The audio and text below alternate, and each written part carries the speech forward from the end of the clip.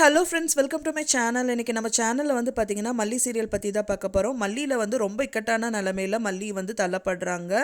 2 நாளில் வந்துட்டு உன்னை தூக்கிடுவேன் அப்படின்னு சொல்லிட்டு திரு கால் பண்ணுறாரு. ஒரு கட்டத்தில் வந்து பார்த்திங்கன்னா போதும் பெண்ணை சித்தி வந்துட்டு அவங்க கல்யாணத்தை எப்படியாவது பண்ணணும்னு சொல்லிட்டு அவங்க பண்ணுற ஒரு விஷயத்தையும் வந்துட்டு நோட் பண்ணிகிட்டே இருக்காங்க.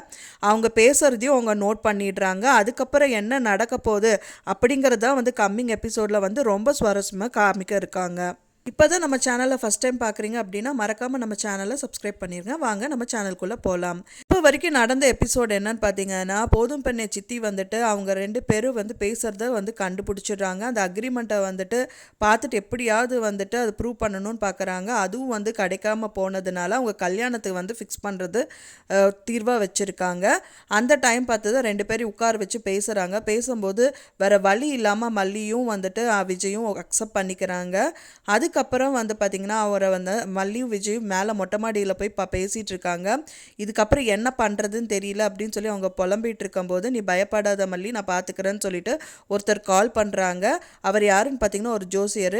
அவர்கிட்ட சொல்லி எப்படியாவது ஒரு 6 மாதத்துக்கு வந்து கல்யாணம் நடக்காத மாதிரி நான் பார்த்துக்கிறேன்.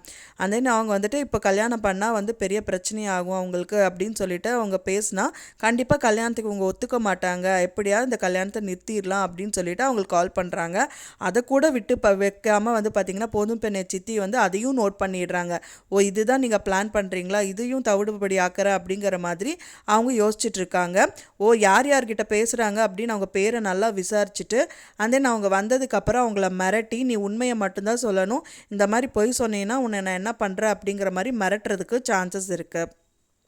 ஒரு பக்கம் பார்த்தீங்க அப்படின்னா திரு கால் பண்ணிவிட்டு மல்லிக்கு வந்து கால் பண்ணுறாங்க. நீ தான் எனக்கு தெரியுது மல்லி, ஆனால் உனக்கு 2 நாள் தான், நீ எங்கே இருக்க என்ன பண்ணுற அப்படிங்கிறது எல்லாமே எனக்கு தெரியும். ஒரு 2 நாள் தான் உனக்கு டைம், நான் உன்னை தூக்கி கல்யாணம் பண்ணிக்க போகிறேன் பாரு அப்படிங்கிற மாதிரி மிரட்டுறாரு. வந்து திருகிட்ட பேசிகிட்டு இருக்கிறது வந்து பார்த்திங்கன்னா விஜயும் வந்து நோட் பண்ணிடுறாரு. இதுக்கப்புறம் விஜயும் மல்லியும் வந்து என்ன வந்து பேசி சுமூகமான தீர்வு எடுப்பாங்க அப்படிங்கிறது தான் கம்மிங் எபிசோடில் விறுவிறுப்பாக காமிக்க இருக்காங்க. இன்னொன்று, அவங்களுக்கு கூடிய விரைவில் கல்யாணம் நடக்குமா நடக்காதா, அதுக்கு இவங்க பிளான் பண்ணது சக்ஸஸ் ஆகுமா, போதும் பெண்ணே வந்து என்ன மாதிரி தடையெல்லாம் பண்ண போகிறாங்க அப்படிங்கிறது தான் ரொம்பவே சுவாரஸ்யமாக காமிக்க இருக்காங்க.